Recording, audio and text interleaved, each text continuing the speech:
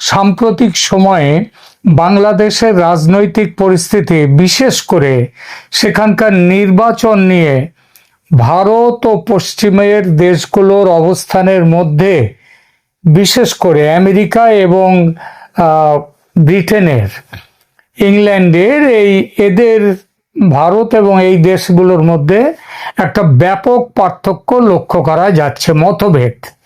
এই প্রেক্ষাপটে বাংলাদেশে ব্রিটিশ হাই কমিশনার সারা কুকের দিল্লি সফরটি অত্যন্ত তাৎপর্যপূর্ণ। কি ছিল সারা কুকের দিল্লি সফরের মূল উদ্দেশ্য? সারা কুক নিজে তার উদ্দেশ্য সম্পর্কে কিছু বলেননি, তবে বিভিন্ন সংবাদ মাধ্যমের রিপোর্ট অনুযায়ী সারা কুকের দিল্লি সফরের প্রধান লক্ষ্য ছিল বাংলাদেশের আগামী নির্বাচন নিয়ে ভারতের কি মনোভাব বোঝা তো বুঝতে এমন কিছু তো অসুবিধা হয় না কূটনীতিকদের। তাহলে তিনি এসছিলেন অ্যাকচুয়ালি ভারতের মনোভাবটা একটু সরকারিভাবে বুঝে নেয়া এবং তারপরে সেই অনুযায়ী কিছু কাজকর্ম করা, নিজের দেশের তাদের যে কিছু প্ল্যানিং রয়েছে সেই প্ল্যানিংটা ভারতকে জানানো। ভারতের দাবি ছিল কি? বাংলাদেশের নির্বাচন নিয়ে ভারতের দাবি একদম শুরু থেকেই যে সে দেশে অবিলম্বে ফ্রি, ফেয়ার অ্যান্ড ইনক্লুসিভ নির্বাচন নিয়ে আসতে হবে, কারণ মোহাম্মদ ইউনূসের যে সরকার সেখানে বসে আছেন, সে সরকার একটি অবৈধ এবং অনির্বাচিত সরকার। তার সাথে ভারত কোনো রকমভাবে কোনো বোঝাপড়ায় আসতে পারে না। তাই ভারতের দাবি ছিল অবিলম্বে ইউনূস সরকারের পতন বা বিদায় এবং একটা ফ্রি, ফেয়ার অ্যান্ড ইনক্লুসিভ নির্বাচন সেখানে করার, যেখানে সমস্ত রাজনৈতিক দল প্রতিদ্বন্দ্বিতার সুযোগ পাবে আর সেই নির্বাচন হবে স্বচ্ছ এবং মুক্ত, লেভেল প্লেইং ফিল্ড থাকবে সব দলের জন্য। তা হয়নি। আওয়ামী লীগ নিষিদ্ধ থেকে গেছে, তাদের এই নির্বাচনে তাদের প্রবেশ নেই। স্বভাবতই ভারত ক্ষুব্ধ, তবু তারই মধ্যে বিএনপির প্রতি সমর্থনের হাত বাড়িয়ে নির্বাচনের সরাসরি বিরোধিতার রাস্তা থেকে সরে এসেছিল ভারত। কারণ একটা গণতান্ত্রিক দেশে যে সরকার আসবে সেই সরকারের সাথে কাজ করবে ভারত, এটা ভারত একাধিকবার বলেছে। কিন্তু সে পথেও কাঁটা। আমেরিকা সমেত পশ্চিমের দেশগুলো হঠাৎই জামাত প্রেমী হয়ে উঠেছে। এটা তাদের অনেক পুরনো অভ্যাস। তারাই ওই যে গুড টেররিস্ট, ব্যাড টেররিস্ট, এই যে সব বলা, এটা ওই আমেরিকা এবং ব্রিটেন, ওই পশ্চিমের দেশগুলো করে। জামাতের পুরনো সব রেকর্ড ভুলে গিয়ে মুক্তিযুদ্ধের সময় তাদের কি ভূমিকা ছিল সেসব ভুলে গিয়ে, অবশ্যই এটাও ঠিক কথা, মুক্তিযুদ্ধের বলে 1971 সালের যে মুক্তিযুদ্ধ, আমেরিকা তো তার বিরুদ্ধে ছিল, ইংল্যান্ডও তার বিরুদ্ধে ছিল। সুতরাং আর সেই মুক্তিযুদ্ধের বিরোধী বাংলাদেশের কোন শক্তি ছিল? জামাত। তো জামাতের যুদ্ধ অপরাধে জামাতের অনেক বিচারও করেছে পরবর্তী সরকার, শেখ হাসিনার সরকার। জামাতের সেই সব পুরনো রেকর্ড ভুলে তারা জামাতকে উদারপন্থী ভাবছে এখন। ওই যে 30 লক্ষ যে বাংলাদেশের মানুষের নিহত হওয়া, 2 লক্ষ নারীর সম্ভ্রম চলে যাওয়া, এই সবগুলোর পেছনে জামাতেরও একটা বড় ভূমিকা ছিল। তো জামাতের সেই ভূমিকার কথা ভুলে এই পশ্চিমের দেশগুলো তারা জামাতকে উদারপন্থী ভাবছে এখন। এবং ইউনূসের সঙ্গে ষড়যন্ত্র পার্ট 1টা ছিল শেখ হাসিনাকে গদি থেকে নামানো, পার্ট 2 হচ্ছে বিএনপিকে হারিয়ে জামাতকে ক্ষমতায় বসানো। এবং সেই অনুযায়ী তারা চলেছে এখন, সেই পুরনো -2 ফর্মুলা। ভারতের ঘোর বিরোধী। ভারত যে পশ্চিমী বিশ্বের জামাতকে ক্ষমতায় বসানোর এই যে প্ল্যান, এই প্ল্যানের চূড়ান্ত বিরোধ করতে ভারত যে প্রস্তুত, সেটা বাংলাদেশ থেকে দূতাবাস কর্মীদের পরিজনদের সরিয়ে এনে 72 ঘন্টার বদলে 12 ঘন্টার মধ্যে বিশেষ বিমান পাঠিয়ে তাদের দেশে ফিরিয়ে এনে ভারত বুঝিয়ে দিয়েছে আগামী দিনে কি করতে চায়। আর ভারত যদি বিরুদ্ধে যায়, তাহলে জামাতকে নিয়ে কারোরই, এমনকি পশ্চিমাদের এই প্ল্যান কার্যকর হতে পারবে না, কার্যকর হতে সমস্যা। তাই ভারতকে বুঝিয়ে সুঝিয়ে পথে আনতে হাই কমিশনার সারা কুক অমনি টুক করে চলে এলেন দিল্লি, কোনো কথা ভারতের কিংবা কারোর সাথে না বলে। যেন ভারত সেই 47 সালের আগের ভারত, ব্রিটেন বললেই বৈঠকে বসবে এবং ব্রিটেনের যা মত কিংবা আমেরিকার যা মত সেগুলো মেনে নেবে সুর করে। সে ভারত আর নেই। পশ্চিমা দেশগুলো এতদিন নির্বাচন নিয়ে নানান টিকরামবাজি করছিল, সব দলের অংশগ্রহণে নির্বাচনের কথা বলছিল, কিন্তু মনে মনে ছিল অন্য বাসনা। একই খেলা খেলছিলেন আমেরিকায় ট্রাম্প সাহেব, মুখে এক মনে আর এক। পাল্টি খেতে সময় লাগে না যার কোনো কিছুতেই। নিজের স্বার্থ পূরণ করতে এরা ব্যাঙের গালে চুমু খাবে, ব্যাংকে বলবে ভালো থাকো, আবার সাপের গালেও চুমু খাবে, বলবে তুমি ব্যাংকে খেয়ে নাও। এটাই পশ্চিমের বিশ্বের নিয়ম, বিশেষ করে আমেরিকা আর ব্রিটেনের তো বটেই। কিন্তু ভারত শান্তির পক্ষে থাকলেও জাতীয় নিরাপত্তা ও আঞ্চলিক স্থিতিশীলতার খাতিরে নির্দিষ্ট কিছু বিষয়ে কঠোর অবস্থান নিতে পিছপা হয় না ভারত। অপারেশন সিন্দুর দেখিয়ে দিয়েছে। প্রয়োজনে বাংলাদেশেও বড় কোনো পদক্ষেপ নিতে ভারত তৈরি। তাই সারা কুককে একেবারে কোল্ড শোল্ডারিং করে দিয়েছে ভারত। ভারত সরকারের মন্ত্রী ছেড়ে দিন, পররাষ্ট্র দপ্তরের একটা ছোট অফিসারের সঙ্গেও কথা বলার সুযোগ পাননি কুক। এমনকি ভারতীয় থিঙ্ক ট্যাঙ্ক যারা সরকারি নন, পুরোপুরি কেন, আদৌ সরকারি নন, সেই থিঙ্ক ট্যাঙ্কদের কেউ দেখা করেননি কুকের সঙ্গে। তার বিস্তর চেষ্টা সত্ত্বেও শেষ পর্যন্ত 3 দিন ভারতের রাজধানীতে হত্যে দিয়ে পড়ে থেকে একটা নামকা ওয়াস্তে এলেবেলে লোকজন কয়েকজনকে নিয়ে, জনাতিনেককে নিয়ে একটা গোল চায়ের টেবিলের বৈঠক করে তাকে ফিরে যেতে হয়েছে। বিভিন্ন সংবাদ মাধ্যম যেমন নর্থ ইস্ট নিউজ, এরা দাবি করছে যে ভারত সরকার সারা কুকের এই সফরকে বিন্দুমাত্র গুরুত্ব দেয়নি। এটা তো 100% ঠিক। ভারতের নীতি নির্ধারকদের পক্ষ থেকে তাকে বুঝিয়ে দেওয়া হয়েছে সব জায়গায় মোড়লি করতে এসো না। বাংলাদেশের অভ্যন্তরীণ রাজনীতি এবং নির্বাচনের বিষয়ে ভারতের কি করার আছে, কি করবে ভারত, সেটা তার নিজের বিচার বুদ্ধি অনুযায়ী ঠিক করবে। ভারত নিজের কৌশলেই অটল থাকবে এবং সেখানে বাইরের কোনো মধ্যস্থতা বা প্রভাব সে ভারত পছন্দ করবে না, তা সে যত বড় শক্তি হোক না কেন। ফলে দিল্লির ব্রিটিশ হাই কমিশন অফিসে ওই যে বললাম 2-3 জন এলেবেলে লোকজনের সঙ্গে চায়ের আসর বসিয়ে কুক ব্যাক টু ঢাকা। কিন্তু এই খবরের বাইরেও আরেকটি খবর বাইরে এসেছে, সেটা অবশ্য বিশেষ প্রচার পায়নি। ভারত সরকারের সেই খবরটা কি, ভারত সরকারের কাছে কোনো গুরুত্ব না পেয়ে সারা কুক আরেকটি চেষ্টা চালিয়েছেন। সেই চমকপ্রদ তথ্যটি এসেছে সারা কুকের ঢাকা ফিরে যাওয়ার পর। এই খবরটি দিয়েছে বিভিন্ন দেশি বিদেশি সংবাদ মাধ্যম।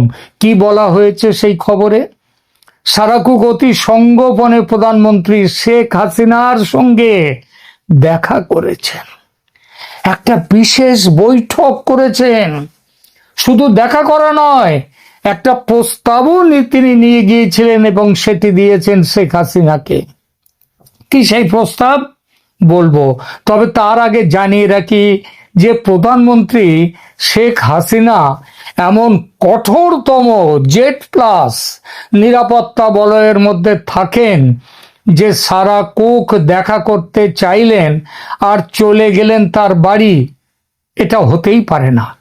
শেখ হাসিনার সঙ্গে দেখা করতে গেলে তার প্রথম অনুমতিটা নিতে হবে প্রাথমিকভাবে ভারতের নিরাপত্তা উপদেষ্টা অজিত ডোভালের কাছ থেকে। তার দপ্তরে আগে অনুমতি চেয়ে প্রস্তাব পাঠাতে হবে যে আমরা দেখা করতে চাই। ডোভাল শেখ হাসিনার সঙ্গে তারপর কথা বলবেন, তিনি জানতে চাইবেন যে শেখ হাসিনা দেখা করতে চান কিনা, তারপর সেই মতো সিদ্ধান্ত নেয়ার ব্যাপারে। তাহলে কি সারা কুক আগে অজিত ডোভালের কাছে অনুমতি চেয়েছিলেন? তাছাড়া তো কোনো পথ নেই। অজিত ডোভাল বা ভারত সরকার যখন পাত্তাই দেননি সারা কুকের সফরকে, তখন শেখ হাসিনার সঙ্গে সাক্ষাতের অনুমতি দিলেন কেন? এখানেই উঠে আসে শেখ হাসিনার নিজের মতামতের গুরুত্ব, যেটাকে ভারত সবসময় গুরুত্ব দেয় সর্বাধিক। অর্থাৎ শেখ হাসিনা নিজে কি চান। তিনি নিজে দেখা করতে চাইলে ভারত তার নিরাপত্তার প্রয়োজনীয় ব্যবস্থা সেরে দেখা করার বিষয়টি নিয়ে কাজ করবে। গত 17-18 মাসে কোনো বিদেশি নেতা, মন্ত্রী বা কূটনীতিক প্রধানমন্ত্রী শেখ হাসিনার সঙ্গে দেখা করতে আসেননি। সারা কুকই প্রথম। তাই শেখ হাসিনা হয়তো চেয়েছিলেন আসুন কুক, দেখা যাক কি বলতে চান তিনি, কি প্রস্তাব আছে তার কাছে। তো দেখা করলেন সারা কুক, প্রধানমন্ত্রী হাসিনার সঙ্গে দিলেন প্রস্তাব। কি সেই প্রস্তাব? এই বিষয়ে কোনো পক্ষ থেকেই কোনো আধিকারিক বিবৃতি আসেনি। তবে গুঞ্জন রয়েছে যে সারা কুক ভারতের যে 2-3 জন এলেবেলে মানুষের সঙ্গে একটি বৈঠক করেন সফরের শেষ দিনে, সেখানে তিনি ইশারা ইঙ্গিতে বুঝিয়ে দিয়েছিলেন কি ছিল তার প্রস্তাব। বৈঠকে এক সাংবাদিক মশাই ছিলেন, ভারতীয় সাংবাদিক। তিনি আবার বাইরে এসে সরাসরি তিনি কাগজে কোনো চিঠি দেননি, কাগজে কোনো লেখা লেখেননি, তবে তিনি ফাঁস করে দিয়েছেন কুকের প্রস্তাব এবং ভারত সরকারও জেনেছে সেই প্রস্তাবের কথা। কুক প্রস্তাব দিয়েছিলেন যদি হাসিনা সরকার ভারতকে নির্বাচনের বিষয়ে কঠোর অবস্থান থেকে বিরত করতে পারেন এবং যদি শেখ হাসিনা নির্বাচন বয়কটের তার যে নিজস্ব সিদ্ধান্ত তা থেকে সরে আসেন, তবে নির্বাচন পরবর্তী সময়ে অর্থাৎ নির্বাচন মিটে গেলে পশ্চিমা বিশ্ব, আমেরিকা, ইংল্যান্ড তারা শেখ হাসিনাকে তার দেশে বাংলাদেশে পুনর্বাসিত করবে, বা তিনি দেশে ফিরতে না চাইলে বিদেশে তার পছন্দ মতো যে কোনো দেশে তিনি যাতে থাকতে পারেন সেটা নিশ্চিত করতে যা করার সেটা করা হবে। একাধিক সংবাদ মাধ্যমের প্রতিবেদন অনুযায়ী শেখ হাসিনা এই প্রস্তাব সরাসরি প্রত্যাখ্যান করেছেন। তিনি স্পষ্ট করে দিয়েছেন যে বিদেশি শক্তির ওপর নির্ভর করে নয়, নিজের ক্ষমতার জোরে এবং নিজস্ব রাজনৈতিক কৌশলের ওপর ভিত্তি করেই তিনি এগোতে চান। আর তিনি যে এই ব্যাপারে একটি রোডম্যাপ তৈরি করে সেই অনুযায়ী পা ফেলতে শুরু করেছেন, সে তো তার গত 2-3 মাসের কর্মসূচি দেখে বোঝাই যাচ্ছে। প্রিয় দর্শক, আপনার নিশ্চয়ই 3-4 দিন আগে ফেব্রুয়ারি-মার্চের মধ্যে নেত্রীর দেশে ফেরা নিয়ে আমার একটি সাক্ষাৎকার ভিত্তিক প্রতিবেদন শুনেছেন। একেবারে ঘোড়ার মুখের খবর দিয়েছিলাম সেই প্রতিবেদনে। নেত্রীর রোডম্যাপের অংশ সেটি।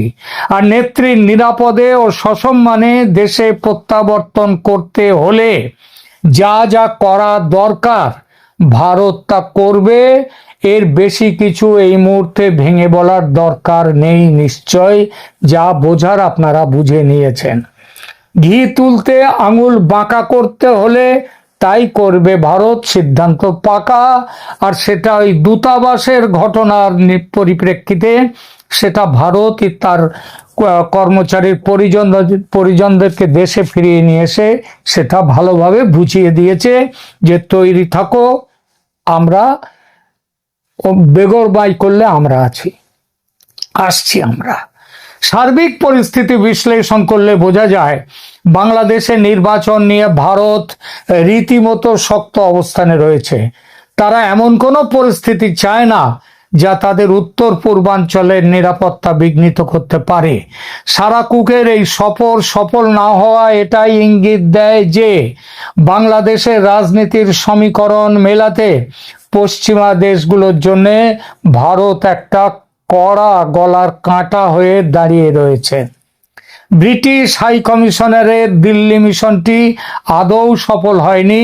ভারত তার নিজস্ব পরিকল্পনা অনুযায়ী এগোচ্ছে এবং শেখ হাসিনাও বিদেশি প্রস্তাবের চেয়ে নিজের ক্ষমতার ওপর বেশি ভরসা রাখছেন।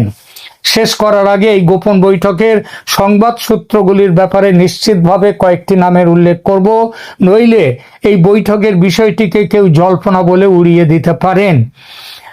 আমেরিকার হোয়াইট হাউসে নিয়মিত সাংবাদিক হিসেবে বহুদিন ধরে যার যাতায়াত এবং যিনি চেনেন এই সমস্ত এখানকার অলিগলি, ক্ষমতার অলিন্দ, সেই জাহাঙ্গীর দস্তগীর, যিনি মূলত তার ইউটিউব চ্যানেল ও সামাজিক যোগাযোগ মাধ্যমে রাজনৈতিক বিশ্লেষণ দিয়ে থাকেন, তার কাছ থেকে এবং অন্যান্য সংবাদ মাধ্যমের এ সংক্রান্ত প্রতিবেদনের মূল বিষয়গুলো বলছি। জাহাঙ্গীর দস্তগীরের বক্তব্য, জাহাঙ্গীর তার সাম্প্রতিক ভিডিও বিশ্লেষণে দাবি করেছেন যে ব্রিটিশ হাই কমিশনার সারা কুকের এই দিল্লি সফরটি ছিল মূলত বাংলাদেশের আসন্ন নির্বাচন নিয়ে ভারতের অবস্থান টলানোর একটি চেষ্টা। তার বক্তব্যের মূল পয়েন্টগুলো হলো যে সারা কুক দিল্লিতে থাকাকালীন শেখ হাসিনার সঙ্গে একটি অত্যন্ত গুরুত্বপূর্ণ গোপন বৈঠক করেছেন। সেখানে তিনি শেখ হাসিনাকে একটি বিশেষ অফার বা প্রস্তাবও দিয়েছেন। সেই প্রস্তাবটা নিরাপদ প্রত্যাবর্তনের প্রস্তাব, যার কথা একটু আগে পরিষ্কারভাবে আমি এখানে উল্লেখ করেছি। কিন্তু আগেই বলেছি যে শেখ হাসিনা এই প্রস্তাব সরাসরি নাকচ করে দিয়েছেন এবং তিনি ভারতের ওপরই ভরসা রাখতে বেশি আগ্রহী। নিজের ক্ষমতায় তিনি দেশে ফিরবেন সেই ব্যাপারেই তিনি বেশি, সেইটাই তার বিশ্বাস, তিনি সেই লাইনেই অটল। প্রথিতযশা নর্থ ইস্ট নিউজ, আজকের কণ্ঠ সংবাদ মাধ্যম এবং আরো কিছু ডিজিটাল নিউজ পোর্টাল এই সফরকে ঘিরে কয়েকটা তথ্য দিয়েছে। যেমন সাউথ ব্লকের ঠান্ডা আচরণ, কোল্ড শোল্ডারিং, সেটাও বলেছি। এছাড়া তারা বলেছে দিল্লিতে যাওয়ার ঠিক আগে সারা কুক ঢাকায় জামাতে ইসলামীর আমিরের সঙ্গে বৈঠক করেছিলেন। ভারত এই বিষয়টি ইতিবাচকভাবে নেয়নি।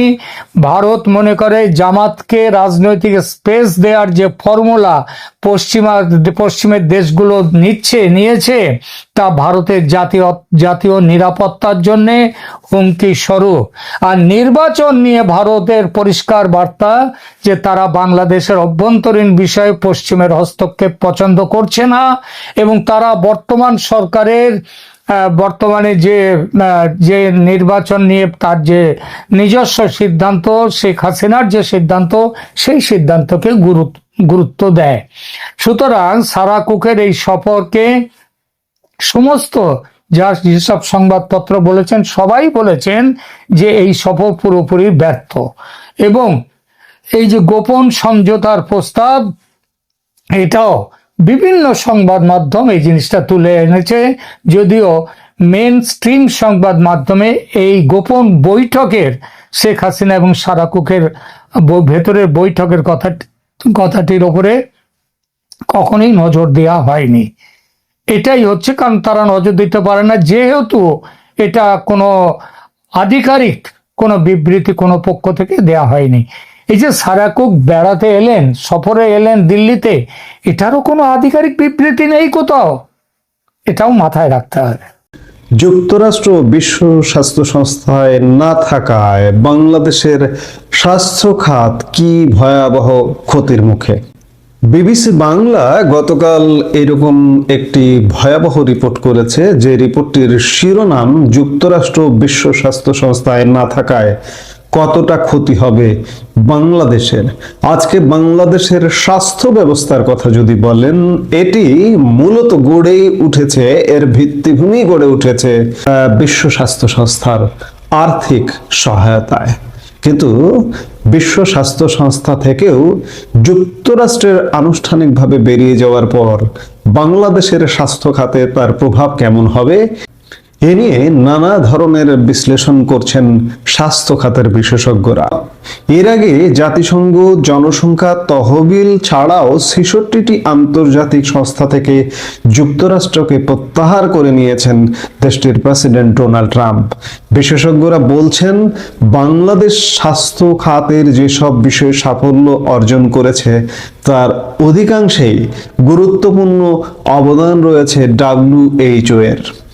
তবে যুক্তরাষ্ট্র সংস্থাটি থেকে সরে যাওয়ার আনুষ্ঠানিকতা শেষ হওয়ার আগেই বাংলাদেশে সংস্থাটির কার্যক্রম কাটছাঁট হওয়া শুরু হয়েছে।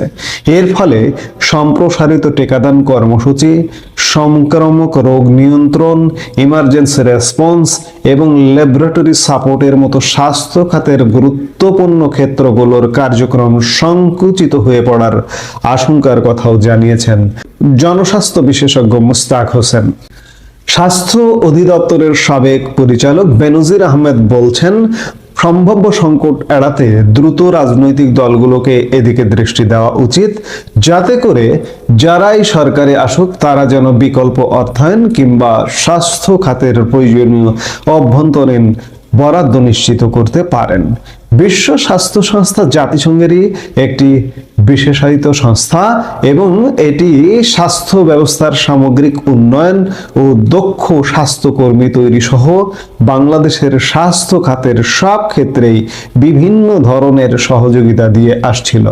এর আগে জাতিসংঘ জনসংখ্যা তহবিল UNFP থেকেও যুক্তরাষ্ট্রকে প্রত্যাহার করে নিয়েছেন ট্রাম্প।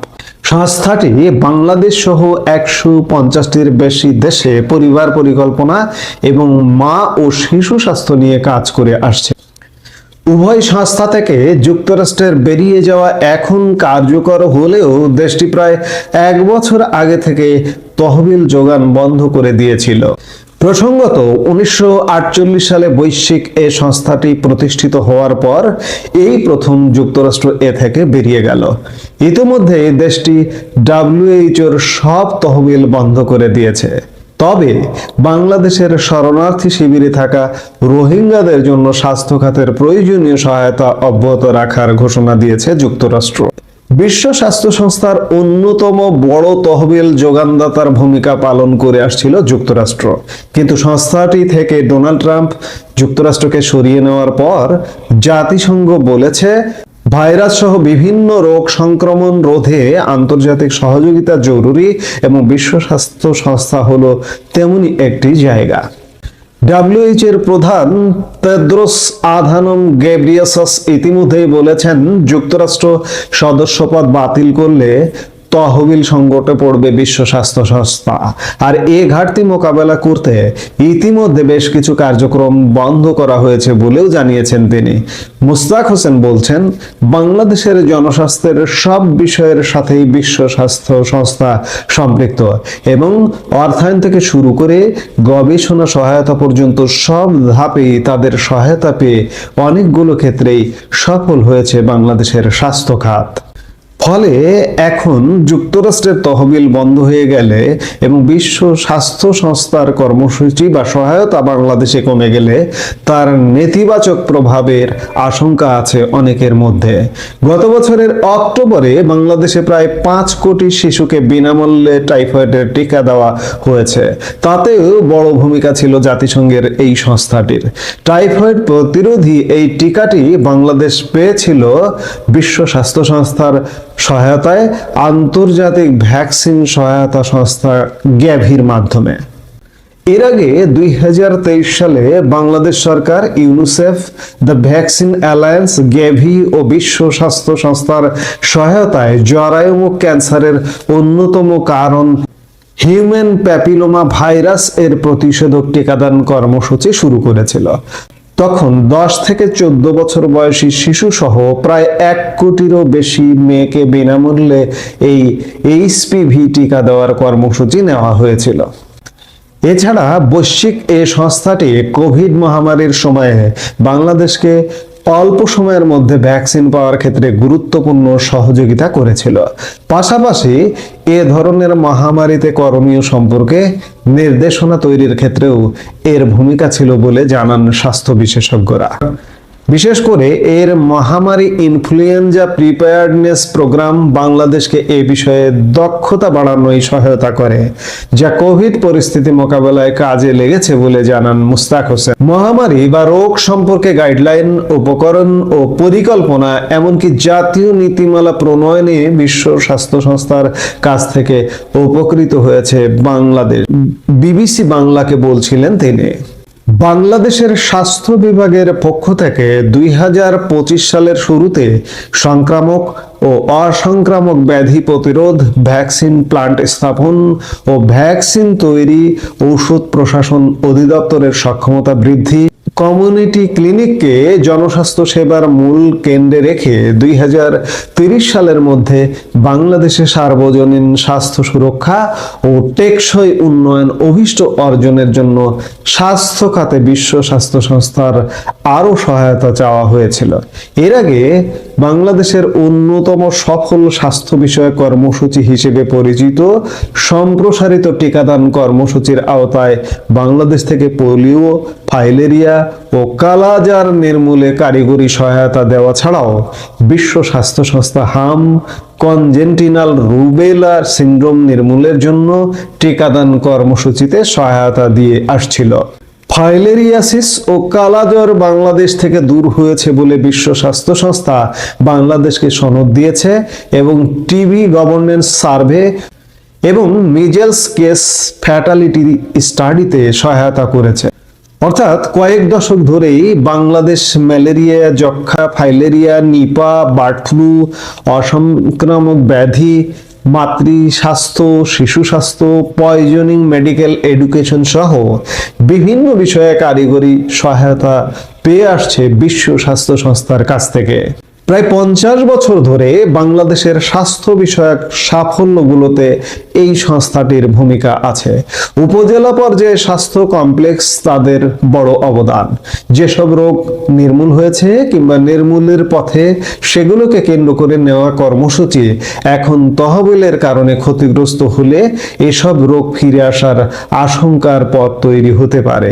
বিবিসি বাংলাকে বলছিলেন স্বাস্থ্য বিভাগের সাবেক পরিচালক বেনজির আহমেদ। মোস্তাক হোসেন বলছেন, যুক্তরাষ্ট্রের তহবিল কমে এর প্রভাব এরই মধ্যে বাংলাদেশে দেখা যাচ্ছে এবং বিশ্ব স্বাস্থ্য সংস্থার কার্যক্রম সংকুচিত হলে পাবলিক হেলথ, ইমার্জেন্সি রেসপন্স ও ল্যাবরেটরি সাপোর্ট ক্ষতিগ্রস্ত হবে, যা বাংলাদেশের স্বাস্থ্য খাতের জন্য গুরুত্বপূর্ণ। জরুরি জনস্বাস্থ্যের সব খাতেই অর্থ কমে যাচ্ছে। সম্প্রসারিত টিকাদান, রোগ নিয়ন্ত্রণ ও রোগ গবেষণার বাজেট কাটছাট হচ্ছে, যা চিন্তার বিষয় হবে বাংলাদেশের জন্য। বিবিসি বাংলাকে বলছেন মিস্টার হোসেন। বিশ্লেষকরা বলছেন, রাজনৈতিক দলগুলোর এখনই এ বিষয়ে দৃষ্টি দেওয়া জরুরি, যাতে করে নতুন সরকার স্বাস্থ্য খাতের অভ্যন্তরীণ বরাদ্দ বাড়িয়ে WHO থেকে যুক্তরাষ্ট্রের সরে যাওয়া সংক্রান্ত কারণে সৃষ্ট সংকটময় পরিস্থিতি মোকাবেলার পাশাপাশি স্বল্প ও দীর্ঘমেয়াদী পরিকল্পনা নিতে পারে। প্রসঙ্গত, গত বছর দ্বিতীয় মেয়াদে ক্ষমতা গ্রহণের পর হোয়াইট হাউসে প্রথম দিনই বিশ্ব স্বাস্থ্য সংস্থা থেকে বের হয়ে যাওয়ার জন্য নির্বাহী আদেশে সই করেছিলেন ট্রাম্প, যা বিভিন্ন আইনি প্রক্রিয়া শেষে প্রায় 1 বছর পর এটি কার্যকর হলো। গত বৃহস্পতিবার যুক্তরাষ্ট্রের স্বাস্থ্য ও মানব সেবা বিভাগ এবং পররাষ্ট্র দপ্তর বলেছে ইতিমধ্যেই প্রক্রিয়াটি সম্পন্ন হয়েছে। অর্থাৎ এই যে 2026 জানুয়ারি মাস থেকেই যুক্তরাষ্ট্র আর বিশ্ব স্বাস্থ্য সংস্থার সাথে নেই। যদিও যুক্তরাষ্ট্র বলেছে রোগ পর্যবেক্ষণ, রোগ নির্ণয় ও প্রাদুর্ভাব মোকাবেলায় যুক্তরাষ্ট্রের কাজ চালিয়ে যাওয়ার পরিকল্পনা রয়েছে। যুক্তরাষ্ট্র বলছে যে তাদের কাজ চালিয়ে যাওয়ার পরিকল্পনা রয়েছে, কিন্তু সত্যিকার অর্থে আনুষ্ঠানিকভাবে স্বাক্ষরিত পত্রের মাধ্যমে, নির্বাহী আদেশের মাধ্যমে ইতিমধ্যে যুক্তরাষ্ট্র বিশ্ব স্বাস্থ্য সংস্থার যে বড়, বিশ্বের সবচেয়ে বড় দাতা, সেই দাতার জায়গায় আর নেই। দাতার জায়গায় নেই, কিন্তু তারা বলছে যে পর্যবেক্ষণ, রোগ নির্ণয়, প্রাদুর্ভাব মোকাবেলায় যুক্তরাষ্ট্র কাজ করে যাবে। এখন দেখার বিষয় আসলে কাজ করে কিনা। আর কাজ যদি না করে, শুধু বাংলাদেশ না, এই যে বাংলাদেশের মতো যে দেশগুলো আছে পৃথিবীর দরিদ্র পীড়িত, শুধুমাত্র সাহায্য নির্ভর, সাহায্যের দিকে তাকিয়ে থাকা, নিজে স্বয়ংসম্পূর্ণ না হওয়া, সেই দেশগুলোর জন্য এক মহা বিপদ ডেকে আনলো। এটি শুধু বাংলাদেশ বলা যাবে না, বাংলাদেশ সহ আফ্রিকার দারিদ্র পীড়িত দেশ এবং এশিয়ার বিভিন্ন দারিদ্র পীড়িত যে দেশগুলো, সেগুলোর জন্য স্বাস্থ্যখাতে এক ভয়াবহ বিপর্যয় নেমে আসতে পারে বলেই বিশেষজ্ঞরা মনে করছেন। এই মুহূর্তে এ পর্যন্ত।